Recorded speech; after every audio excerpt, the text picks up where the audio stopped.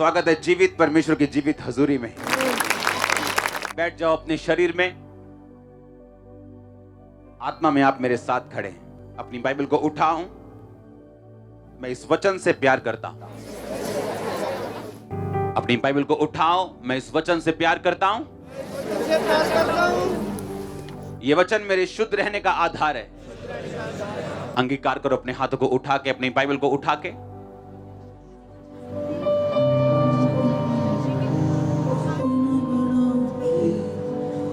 सदा जिंदगी मिल गई, सदा जिंदगी मिल गई। जिंदड़ी जदों दी तेरे नाम लाई, रूह नू खलासी मिल गई। जिंदड़ी जदों दी तेरे नाम लाई, रूह नू खलासी मिल गई। रूह नू खलासी मिल गई, रूह नू खलासी मिल गई। तेरे लई तेरे लई तेरे लई यीशु जी, तेरे लई तेरे लई तेरे लई। सा मेरा एक एक तेरे लई यीशु जी, सा मेरा ओ सा मेरा एक एक तेरे लई यीशु जी, सा मेरा। रूह नाल गावा दिल नाल गावा, हमद करा मैं तेरी। रूह नाल गावा दिल नाल गावा, हमद करा मैं तेरी। खाक चों कटिया अरशां ते रखिया, नाल बिठाया मैनू, नाल बिठाया मैनू, नाल बिठाया मैनू। लहू तेरा डुलिया रब मैनू मिलिया, नवा बनाया मैनू। लहू तेरा डुलिया रब मैनू मिलिया, नवा बनाया मैनू, नवा बनाया मैनू, नवा बनाया मैनू। तेरे लई तेरे लई तेरे लई यीशु जी, तेरे लई तेरे लई। सा मेरा एक एक तेरे लई यीशु जी, सा मेरा ओ सा मेरा एक एक तेरे लई यीशु जी, सा मेरा। हालेलुया गांदा हां, शुकर मनांदा हां, करां सना मैं तेरी, करां सना मैं तेरी, करां सना मैं तेरी। तू यो मेरी जान है, तू यो मेरी शान है, लुकण दी था तू मेरी। तू यो मेरी जान है, तू यो मेरी शान है, लुकण दी था तू मेरी। लुकण दी था तू मेरी, लुकण दी था तू मेरी। तेरे लई तेरे लई तेरे लई यीशु जी, तेरे लई तेरे लई तेरे लई। सा मेरा एक एक तेरे लई यीशु जी, सा मेरा। सा मेरा एक एक तेरे लई यीशु जी, सा मेरा। रूह नाल गावा दिल नाल गावा, हमद करा मैं तेरी। रूह नाल गावा दिल नाल गावा, हमद करा मैं तेरी। तेरे लई तेरे लई तेरे लई यीशु जी, तेरे लई तेरे लई तेरे लई। तैनू अपना के अपना बना के, सदा दी जिंदगी मिल गई, सदा दी जिंदगी मिल गई, सदा दी जिंदगी मिल गई। तैनू अपना के अपना बना के, सदा दी जिंदगी मिल गई, सदा दी जिंदगी मिल गई, सदा दी जिंदगी मिल गई। जिंदड़ी जदों दी तेरे नाम लाई, रूह नू खलासी मिल गई। उठाओ अपने हाथों को, मैं तैयार हूं खुदावन तेरे वचन को, तेरी टेस्टिमनी को, तेरी गवाहियों को सुनने के लिए। उठा के अपने हाथों को तैयार रहो अपनी स्पिरिट में। जो कुछ मैं सुनूं, जो कुछ मैं देखूं, मैं फल लेके आऊं। मैंने आपको एक बात बताई थी, जब हम प्रेयर माउंटेन पे जाएंगे ना, हम बिग टेस्टिमनीज को सुनेंगे। इस साल जितने चर्च के मेंबर्स हैं, खुदावंद ने मुझे अनॉइंटिंग ऑयल को अभिषेक करके आपके घरों में भेजने के लिए बोला है। और मैं आपको देख रहा हूं स्पिरिट में, ये आपके घर में एंटर करेगा तो चिल्लाएंगी दुष्ट आत्माएं। और एक बात हमेशा याद रखो, इस चर्च ने लाखों अनॉइंटिंग ऑयल बॉटल्स हमेशा फ्री बांटी, और ये भी फ्री आपके घर में आएगा। कोई बंदा धोखे से आपसे कुछ लेना चाहे, आपको नहीं देना, क्योंकि जितने कार्ड मेंबर्स हैं, क्योंकि ये अनॉइंटिंग ऑयल आपको पता है कार्ड मेंबर्स लाखों हजारों में, वो सभी ऑयल मेरे पास प्रेयर माउंटेन में पहुंच जाएगा, जो आधा तैयार हो चुका है और जल्दी आपके लिए खुल जाएगा इस साल। और वहां पे मेरे साथ रहेगा। प्रेयर्स के बाद, परमेश्वर के टच के बाद वो आपके घरों में जाएगा, फ्री मेंबर्स के घरों में। आप जब उसे अप्लाई करेंगे, आपको मालूम होगा परमेश्वर की प्रेजेंस इस ऑयल के बीच में। और दूसरा, ऑयल से प्रार्थना कोई अंधविश्वास नहीं। बाइबल कहती परमेश्वर के चेले तेल मलकर लोगों पे प्रार्थना करके उन्हें चंगा करते थे। अगर कोई ये कहे कि ये अंधविश्वास है, ये लॉ के खिलाफ है, तो लॉ हमें बाइबल के ऊपर चलने से मना नहीं कर सकता। उसमें लिखा कि तुम तेल मल के रोगियों पर प्रार्थना करोगे और वो चंगे होंगे। तेल में कुछ नहीं, लेकिन जब उस पर प्रार्थना की जाती है वचन से और नाम से, वो आपकी लाइफ में काम करते हैं। तो ये आपके घरों में, ये मेरी ओर से आपको न्यू ईयर गिफ्ट होगा, और ये काम करेगा आपकी जिंदगियों में। आमीन। ऊंचा ये ब्लेसिंग आपकी चर्च। हालेलुया। आज प्रॉब्लम क्या है? एक वचन को हम पढ़ेंगे अपनी स्क्रीन के ऊपर, गलातियों उसका 5 अध्याय, उसकी 6 आयत को मैं आपके लिए पढ़ूंगा। यीशु मसीह में ना खतना रहित कुछ काम का है, परंतु केवल विश्वास जो प्रेम के द्वारा प्रभाव डालता है। बहुत ब्यूटीफुल लाइन है, तारीफ करो इस वचन के लिए। अब सुनो, कहता यीशु मसीह में ना खतना रहित कुछ काम का है। कहता चाहे तुम क्रिश्चियन हो, चाहे अन्य जातियों से आए हुए विश्वासी हो, चाहे तुम बॉर्न क्रिश्चियन हो, जन्म से क्रिश्चियन हो, चाहे तुम दूसरी जातियों से आए हुए परमेश्वर के विश्वासी हो, कहता ना तो खतना, पढ़ेंगे उसको, ना ही खतना रहित कुछ काम का है, परंतु केवल विश्वास जो प्रेम के द्वारा प्रभाव डालता है। इंग्लिश में लिखा but faith which worketh by love. इसको ईस्वर्ड बाइबल में हम पढ़ेंगे। इसमें लिखा faith which worketh by love. बोलो विश्वास जो प्रेम के द्वारा प्रभाव डालता है। वर्कeth मतलब, अपने पड़ोसी को बोलो खतना। यानी वो बंदा जो मसीह में है शुरू से, और वो बंदा जो बाद में परमेश्वर को उसने ग्रहण किया। कहता किसी काम का नहीं, पर कहता विश्वास जो प्रेम के द्वारा क्या डालता है? प्रभाव डालता है। कहता faith which worketh by love. कहता विश्वास बिना प्रेम के तुम्हारी जिंदगी में काम नहीं करेगा। अब मैं चाहता हूं आप अपनी स्क्रीन पे देखो, इस वचन को दोबारा पढ़ेंगे। पढ़ो सब, मैं 3 बोलूंगा, सब पढ़ेंगे मिलके। 1 2 3। जो कहता विश्वास जो प्रेम के द्वारा क्या करता है? कहता विश्वास विच वर्कeth बाय लव। वो विश्वास जो प्रेम के द्वारा काम करता है। हालेलुया।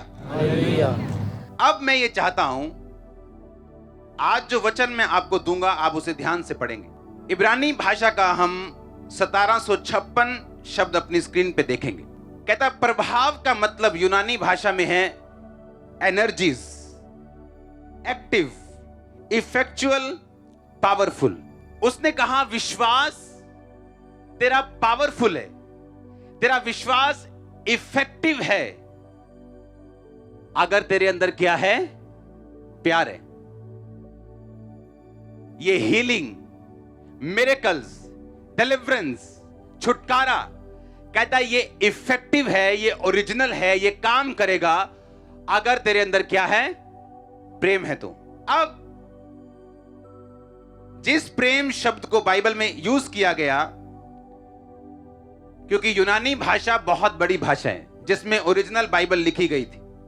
इंग्लिश और दूसरी भाषाएं उसके मुकाबले उनके शब्द जो हैं वो थोड़े हैं और वो पूरी तरह से उन्हें दिखा नहीं पाते या समझा नहीं पाते। यूनानी भाषा में लव का मतलब है अगापे। बोलो अगापे। अब मैं आपको ये बात समझाना चाहता हूं। 4 तरह का लव है और आज मैं आपको 3 तरह का बताऊंगा। अगर मैं आज एक अपने भाई से बोलूं मैं तुझसे प्यार करता हूं, हिंदी में फिर भी प्यार आएगा। मैं वाइफ से बोलूं प्यार करता हूं, वो भी प्यार लिखते हैं। मैं प्रभु से प्यार करता हूं, वो भी प्यार लिखते हैं। पर यूनानी भाषा में ऐसा नहीं था। एक प्यार था फिलियो प्यार, जिसको बोलते हैं फ्रेंड बॉन्ड। फिलिया इसका मतलब था लव बिटवीन फ्रेंड्स या क्लोज फ्रेंड्स या सिबलिंग्स या भाइयों में या अपने दोस्तों में प्यार रखना, उसे बोलते थे फिलियो लव। एक था इरोज लव यानी रोमांटिक लव, जो आप बॉलीवुड की मूवीज में देखते हैं। एक था agape love, unconditional God's love, जैसे हम अपनी स्क्रीन पे देख रहे हैं। कहता अगापे एक ऐसा लव है, ऐसा प्यार है जो अनकंडीशनली आप लोगों के साथ करते हैं, चाहे आपके सर्कमस्टेंसेस चेंज हो जाएं।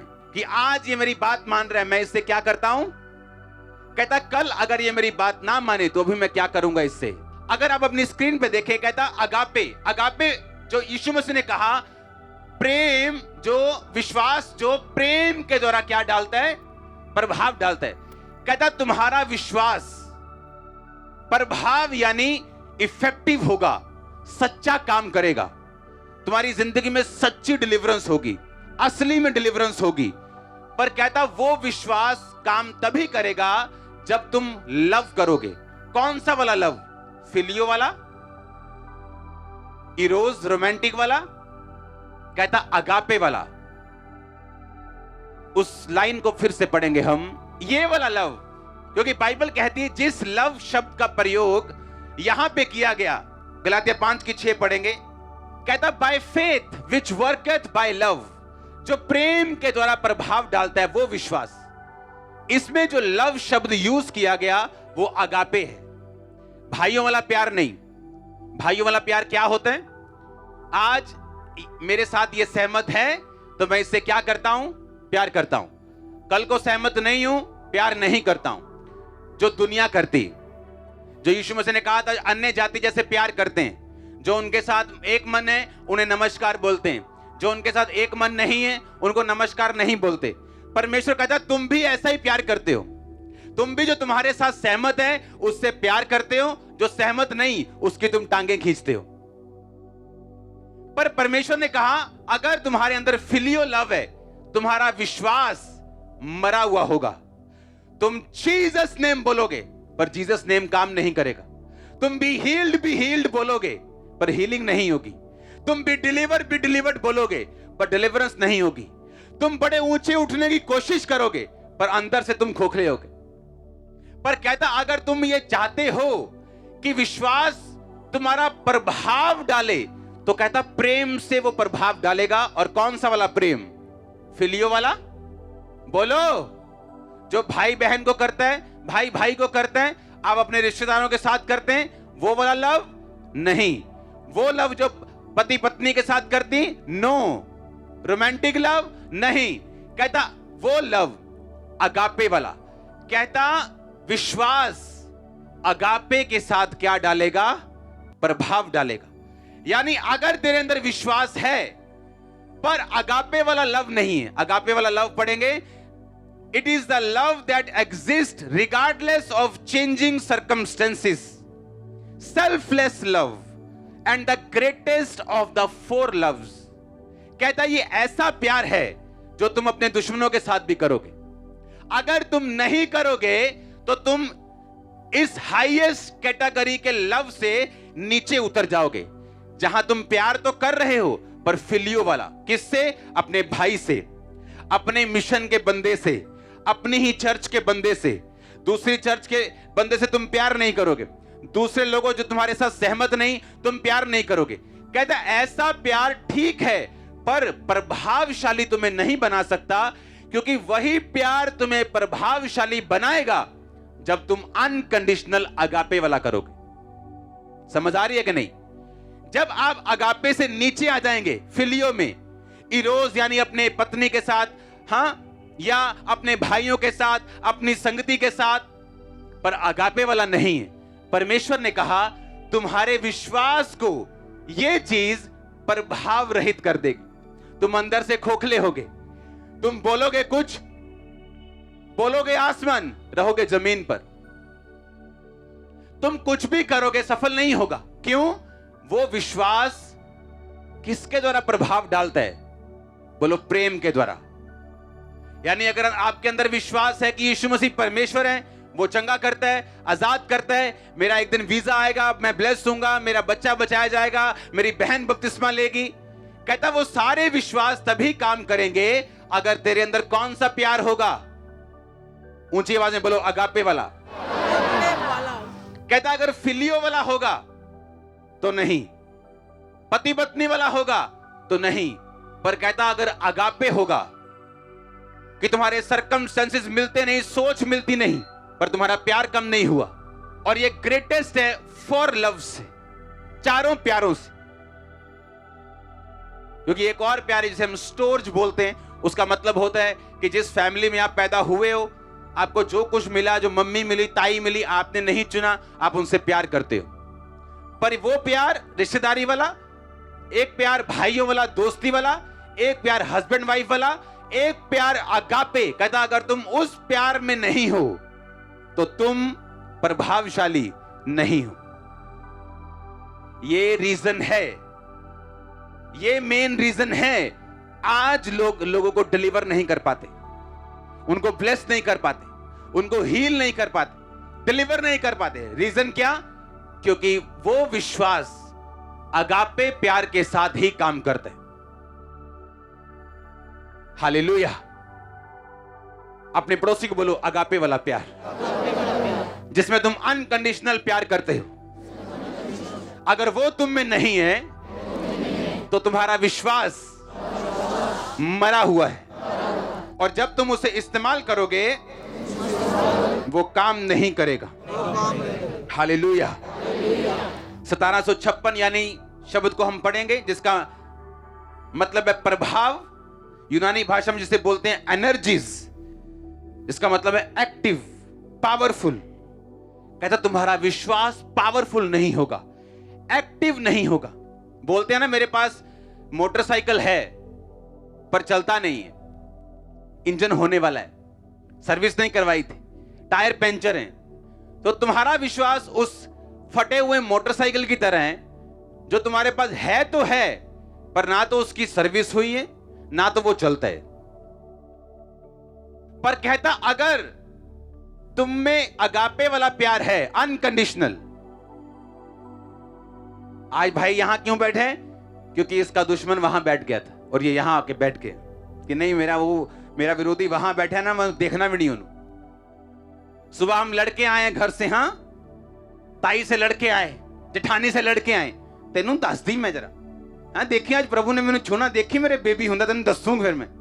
इसका मतलब आपके अंदर अगापे वाला लव नहीं।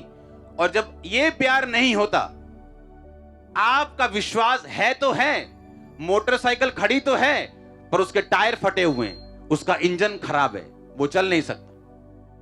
और जब आप माफ करना शुरू करते हैं, लाइफ को रिपेयर करना शुरू करते हैं, आप लोगों के द्वारा दिया गया धोखा या उनकी बोली गई नेगेटिव बातें आप उनको माफ करते हैं, अपने दिल में, हार्ट में आप अपने मोटरसाइकिल के नए टायर लगा रहे होते हैं, आप अपने इंजन को नया कर रहे होते हैं। बस फिर एक दिन किक की डलनी है, कड़क किक बजी और आपका मोटरसाइकिल वो गया आगे।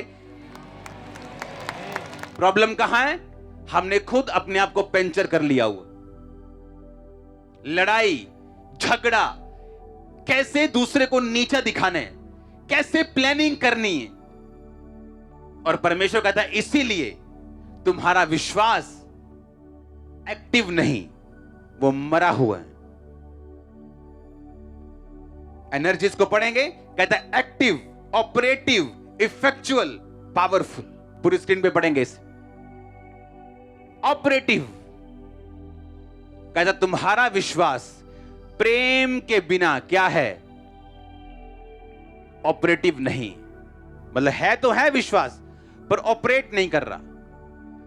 बाइक है तो है, पर चल नहीं रहा। माइक है तो है, पूरा माइक ऐसा ही है, पर काम नहीं कर रहा। टीवी है तो है, पर काम नहीं कर रहा। ऑपरेटिव नहीं, ऑपरेशनल नहीं। सड़क है तो है, पर ऑपरेशनल नहीं, चल नहीं रही। कहता वो ऑपरेटिव नहीं है, प्रभावशाली नहीं है, अगर तुम्हारे विश्वास के साथ प्रेम मिला हुआ नहीं। अब मैं बोलूं ठीक है, मैं तो प्रेम करता ही हूं, मैं तो ये क्वायर में जितने भाई खड़े सबसे प्यार करता हूं, पर परमेश्वर ने कहा ये फिलियो वाला प्यार मैं बात ही नहीं कर रहा हूं। मैं तो कह रहा हूं फेथ वर्केथ बाय अगापे। फेथ जो अगापे के साथ काम करता है, फिलियो के साथ नहीं करता, इरोस के साथ नहीं करता, स्टोर्स के साथ नहीं करता, अगापे वाले अनकंडीशनल प्यार के साथ ही वो विश्वास काम करता है। और यहां लोग भूल करते हैं। हालेलुया। आज जिसकी छोटी चर्च है, वो ये अपने लोगों को कन्विंस करने की कोशिश कर रहा है कि बड़ी चर्चों में तो आत्मा है ही नहीं है, छोटी चर्च में परमेश्वर का आत्मा है।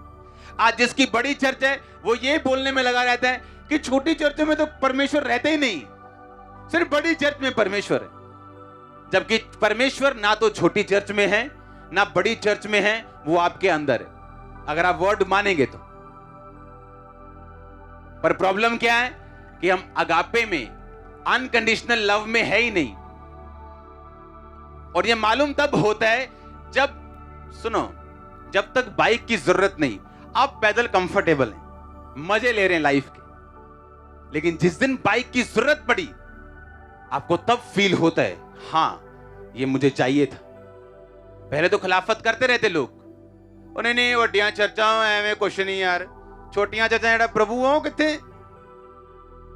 पहले खिलाफत करते रहना, पर जिस दिन ये फेथ को जरूरत पड़ती, इस एक्टिव फेथ की, किसी को डिलीवर करने के लिए, किसी को हील करने के लिए, तब वो होता नहीं। क्यों? क्योंकि वो ऑपरेटिव नहीं।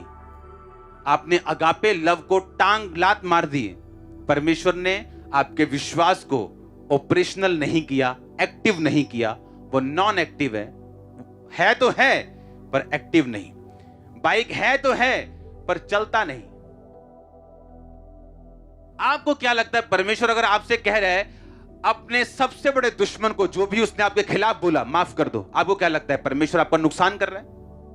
आपको क्या लगता है परमेश्वर को मालूम नहीं, वो उसमें इमोशन नहीं जिसने आप में इमोशन भरा है? क्या उसमें गुस्सा नहीं, क्योंकि बाइबल कहती है परमेश्वर गुस्सा करता है? क्या उसमें प्यार नहीं, वो प्यार का परमेश्वर है। उसमें वो सारे इमोशंस हैं जो परमेश्वर ने आपको दिए हैं, कुछ एक दो को हां, लेकिन वो इमोशंस अगर वो आपको दे सकता है, वो जानते हैं आप कैसा महसूस करते हैं जब कोई आपको चीट करता है। पर परमेश्वर कहता माफ कर, ताकि तू किस में बना रहे? अगापे में। तू फिलियो में अगर चला गया तो ठीक है, अन्य जाति भी फिलियो में है, वो भी अपने भाई से प्यार करते हैं, वो भी अपने रिश्तेदारों से प्यार करते हैं, वो भी एनजीओ चलाते हैं कि नहीं चलाते, काम करते हैं कि नहीं करते, बहुत अच्छा करते हैं कई। पर कहता अगर विश्वास को ऑपरेशनल करना है, अगर इसको काम में लाना है, कि तुम बैठ के अगर दुष्ट आत्मा को डांटो और वो जाए, अगर तुम मांगो और मैं दूं और तुम्हारे रास्तों को साफ करूं, सब कुछ तेरी जिंदगी में करूं, कहता फिर कहां रहना पड़ेगा? अगापे वाले प्यार में। नहीं तो नहीं होगा। बाद में क्या होता है? फिर शर्मिंदगी होती, फिर अंदर तो मालूम होता है कि बाहर से तो हम चमक रहे हैं, अंदर से क्या खाली है, कुछ नहीं हो रहा लाइफ में, हर जगह रुकावट फील हो रही, बातें बड़ी बड़ी हो रही, लेकिन अंदर कुछ भी नहीं। रीजन ये है, बाइबल कहती फेथ वर्कeth बाय अगापे लव। कौन सा प्यार? वो बॉयफ्रेंड गर्लफ्रेंड वाला प्यार नहीं। कहते परमेश्वर प्यार है, पर कौन से वाला प्यार है? वो इरोस वाला प्यार नहीं है, रोमांटिक वाला नहीं, कहता अगापे वाला अनकंडीशनल लव। इसलिए यीशु मसीह ने कहा हे पिता इन्हें माफ कर, ये नहीं जानते ये क्या कर रहे हैं। जे कोई आईदा मसीह भरा हुंदा क्रूस ते और कहना मामा थल्ले आ लंदे करी। और इसीलिए आज की चर्चेस पावरलेस हो चुके, फेथलेस हो चुके, वर्ड वचन बोल बोल के लोगों के कान दुखा दिए उन्होंने, क्योंकि लोग जो सुनता हुआ देख रहे हैं उसे होता हुआ देख नहीं रहे। और जब होता हुआ नहीं देखते फिर वो सोचते क्या जो हम सुन रहे हैं वो सही भी है कि नहीं, क्योंकि वो भी बड़ी चीजें सुन के आए, पर अब वो कुछ देखना चाहते हैं और कुछ दिखाने के लिए आपको अगापे में बना रहने पड़ेगा। और यही चैलेंज है एक पास्टर के लिए, एक प्रेरित के लिए, एक दास के लिए, परमेश्वर के एक विश्वासी के लिए, कि जब वो अनकंडीशनल लव में बना रहेगा अपने भाइयों के लिए, अपने लोगों के लिए, अपने दुश्मनों के लिए भी, तभी उसका फेथ ऑपरेशनल, एक्टिव, काम करने वाला, पावरफुल होगा। नहीं तो मरा हुआ होगा। जितनी हीलिंग आप लेते हो, आप डिलीवरेंस लेते हो, आज का वचन अगर आप नहीं सुने, आपने नहीं सुना, कोई गारंटी नहीं कि वो परमानेंट रहेगा कि नहीं रहेगा। क्योंकि वो दुश्मनी, वो चाहे आप उसका कुछ नुकसान ना भी करें, पर अपने दिल में अगर आप बोझ रखें, एक कड़वाहट रखें अपने दिल के किसी कोने में, पेन रखें उस चीज की, तो भी आपकी आत्मा फ्री नहीं और प्रभु काम नहीं कर सकता। आपको अपने दिल को फ्री करना पड़ेगा। शैतान लोगों को बांध लेता है, लेडीज को बांध के रखता है,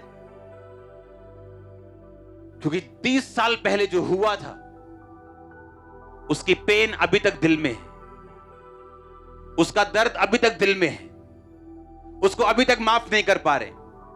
और उसी पेन को, उसी पास्ट की चीजों को शैतान ने पकड़ा हुआ आपकी लाइफ में रहने के लिए। और जब हम फ्री हो जाएंगे, आप फायर बोलेंगे ना, आपको मालूम होगा असली फायर क्या होती है। आप जब होली गोस्ट फायर बोलेंगे, आपको मालूम, आपको टेस्ट होगा फायर किसे कहते हैं। आपको मालूम होगा, आप ले हैंड कर रहे हैं, आपकी पावर जो है वो काम कर रही, परमेश्वर की सामर्थ छू रही है लोगों को, रास्ते ओपन होंगे। हां, ऐसा होगा। हालेलुया।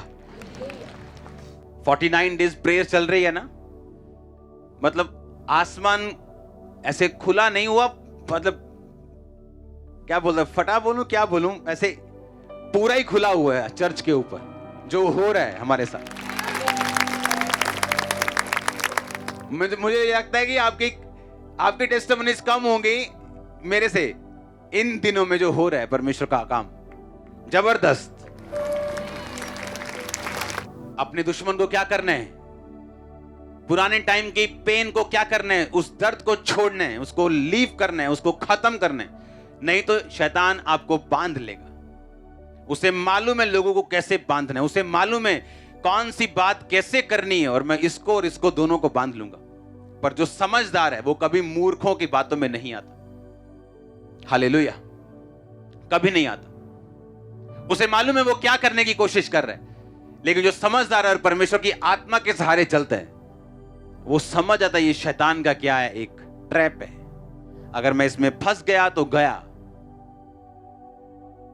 अब वो लोग पूछ सकते हैं कि मेरा केस चल रहा है जी कोर्ट में, मैं क्या करूं? आप क्या कहते हैं, मैं केस वापस ले लूं, माफ कर दूं? मान लो आपकी एक जगह पे किसी ने कब्जा कर लिया। सुनो मेरी बात, आपने कहा कोर्ट को ये मुझे लेना है क्योंकि ये मेरा है। बिना दिल में कड़वाहट रखे, प्रभु पे भरोसा रखे, आप वो कर सकते हैं, कोई प्रॉब्लम नहीं। पर बिना दिल में अपनी चीज को ओके इनू मैं दसदा, मैं केस जित के इनू भजाना उस दिन इनू इथों। आपको मालूम होना चाहिए आपकी लिमिट कहां तक है। हालेलुया। और जब आप मसीह में आ गए, आपको मालूम है अब आप क्रिश्चियन हैं, अब पुराना कोई आपके साथ चलता कुछ नहीं आ रहा, आप फिर सब चीजें प्रभु के हाथों में भी सौंप सकते हैं, क्योंकि वो हमारा न्याय करने वाला है। आमीन। और उसने कहा मैं तुम्हारा क्या हूं? न्यायी परमेश्वर। और जब हम सब चीजों को उसके हाथों में सौंप देंगे, वो बेस्ट करेगा, आपकी सोच से कहीं ऊपर। आपको परमेश्वर में चलने में बहुत मजा आएगा जिस दिन आप इस स्पिरिट से चलना शुरू करेंगे। पाप से फ्री और नफरत से फ्री, ये दो चीजें जब आप इस तरह से चलना स्टार्ट करेंगे, आपको ऐसा लगेगा कि पूरी दुनिया आपका फायदा करने में लगी। मैं सच कह रहा हूं, पूरा वर्ल्ड जो आपको जानते भी नहीं। अपने पड़ोसी को बोलो, अपने दुश्मनों को माफ कर, पास के पेन को खत्म कर और अगापे वाला प्यार कर, तो तेरा विश्वास कार्यकारी हो जाएगा, काम करने लगेगा, इफेक्टिव हो जाएगा, एक्टिव हो जाएगा। तारीफ करो जोर से। और आसान होगा होली स्पिरिट के लिए। कुछ लोग आप उन्हें अगर डिलीवर करेंगे, अगर आप उन्हें ये वर्ड देंगे पहले कि आप माफ कर दो, आप उन्हें आसानी से डिलीवर कर सकते हैं। अगर उसने माफ कर दिया, उनकी डिलीवरेंस और आसान होगी। अगर आपने उसे अगर उन लोगों ने माफ कर दिया, अगर आपने आज का वचन सुना और आपने माफ किया और आपने फ्री किया अपने आप को पाप से और गुनाहों से और नफरत से, जब मांसपेश होगी, आप बिल्कुल रेडी होंगे कि खुदा का आत्मा आपको छुए, नेक्स्ट लेवल पे आपको लेके जाए। और ये इम्पॉसिबल है, ये असंभव है कि इस वर्ड को आप माने और इस प्रेयर को रिसीव करें और आपका लेवल ना चेंज हो, आप अगले लेवल पे जा रहे हैं। मैं ये आपको ऐसे नहीं कह रहा हूं, मैं अपनी स्पिरिट से भी देख रहा हूं ये चीजें। आप नेक्स्ट लेवल पे जा रहे हो, हर एक एरिया में नेक्स्ट लेवल पे आप जा रहे हो। आपकी की गई मेहनत व्यर्थ नहीं होगी, प्रार्थनाएं व्यर्थ नहीं होंगी, आप माफ करेंगे वो व्यर्थ नहीं होगा। और ये भी भूल जाओ कि अगर आप माफ कर देंगे तो परमेश्वर भूल जाएगा। वो अपना काम करेगा जब वो करेगा। हालेलुया। पर आपको ये एक्सपेक्ट नहीं करना कि वो अपना काम करे या क्या करे, आपको अपना काम करना है। आपके बाप को मालूम है क्या करना है, किधर करना है, किस टाइम करना है, कितना करना है, उसको सब पता है। जब वो हिसाब किताब करने को आता है, वो सब चीजों का हिसाब किताब करते हैं।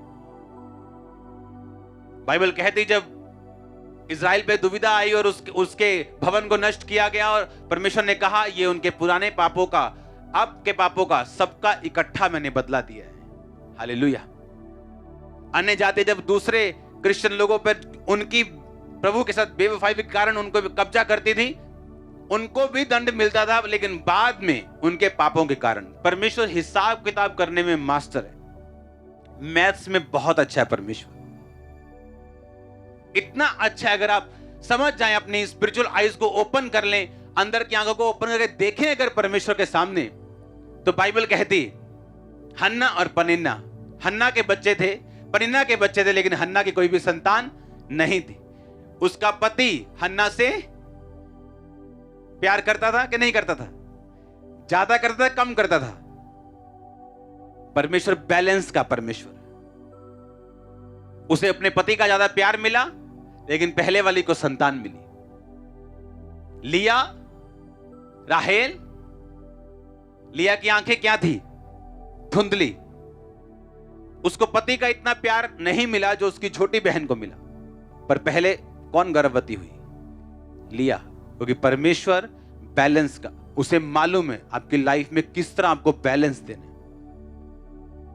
जैसे ही इजहाक की माता मरी, उसकी लाइफ में रिबिका आई कुछ ही दिनों में, क्योंकि परमेश्वर को मालूम है आपको रिस्टोर कैसे करना है। उसको एक एक चीज मालूम है आपकी लाइफ की। इजहाक की माता मरी, बाइबल कहती वो शांति में नहीं था, उसकी माता मर गई, और थोड़े दिनों के बाद रिबिका उसकी लाइफ में एंट्री करती। लव मैरिज नहीं थी, उसे वो जानता नहीं था, पहचानता नहीं था। परमेश्वर ने भेजा उसके नौकर के थ्रू निशानियां देके कि ये तेरी बीवी है। और बाइबल कहती जैसे ही वो उसकी लाइफ में उसने एंट्री की, इजहाक को परमेश्वर ने शांति दी। इजहाक प्रभु के साथ पूरा था, उसकी माता चली गई। परमेश्वर को मालूम था मैं इसे क्या दूंगा कि ये फिर से खड़ा हो जाएगा। कितने मेरी बात को समझ रहे हैं? लिया की आंखें धुंधली थी, उसके पति ने उससे प्यार नहीं किया, छोटी बहन से वो प्यार करता था, लेकिन उसके बाप ने उसकी क्या बोलते हैं वो धोखे से बड़ी बहन से शादी कर दी, ये बोल के कि हमारे यहाँ छोटियों को पहले ब्याहने का रिवाज नहीं।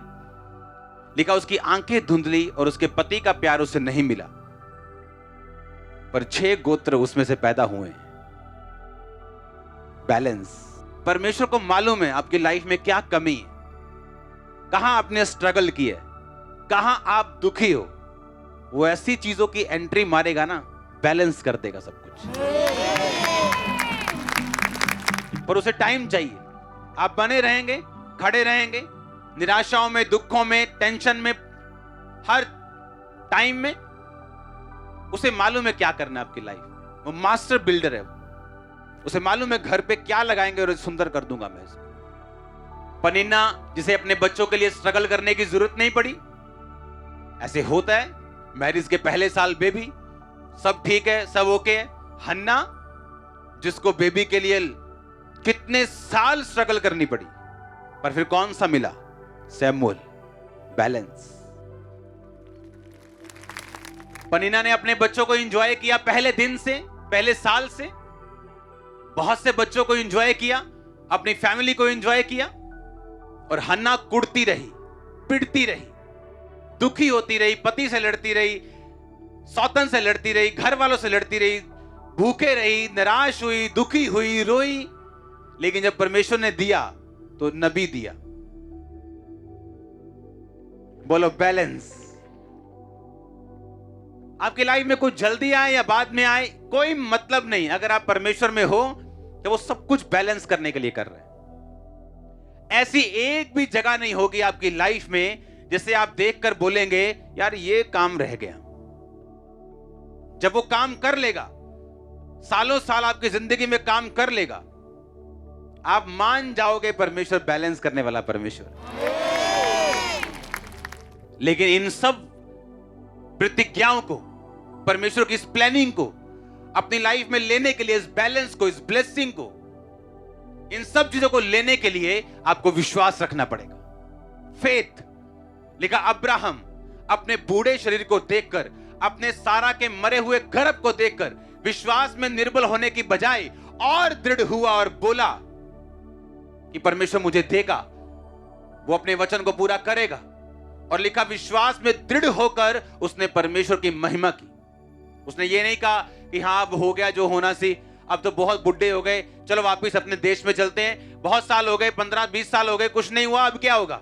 अब तो मैं 99 का हो गया, मेरी वाइफ 90 की हो गई, अब तो उसका स्त्री धर्म बंद हो गया, अब क्या होगा?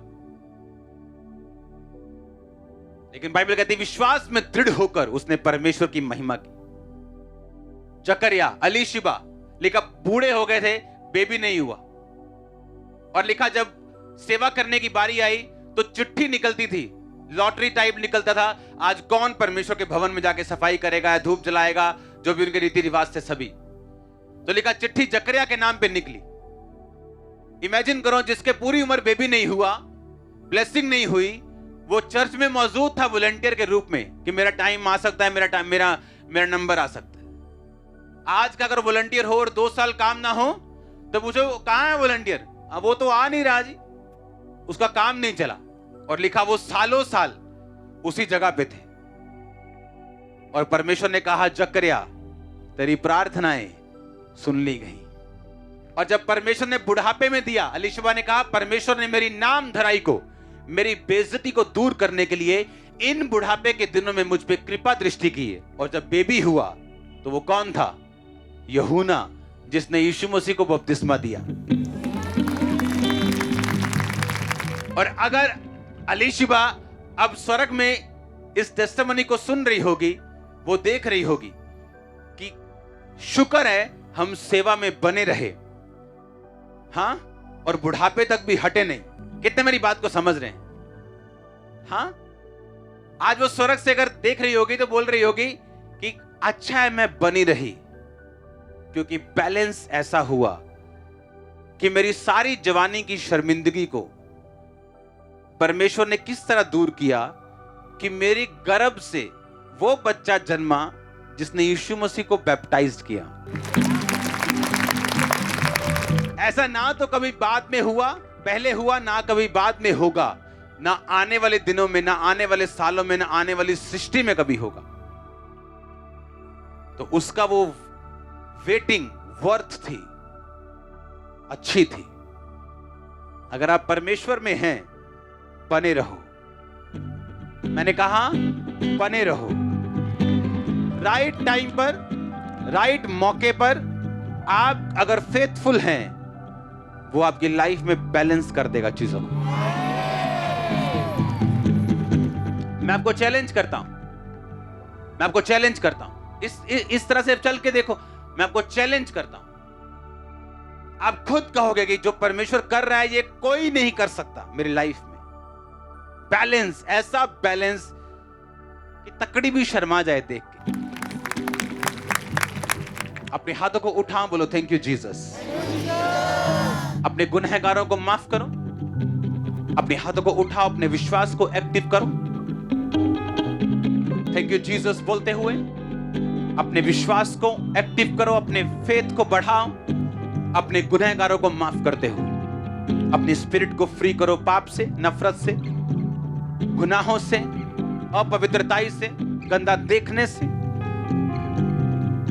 फ्री करो अपने आप को गुनाहों से।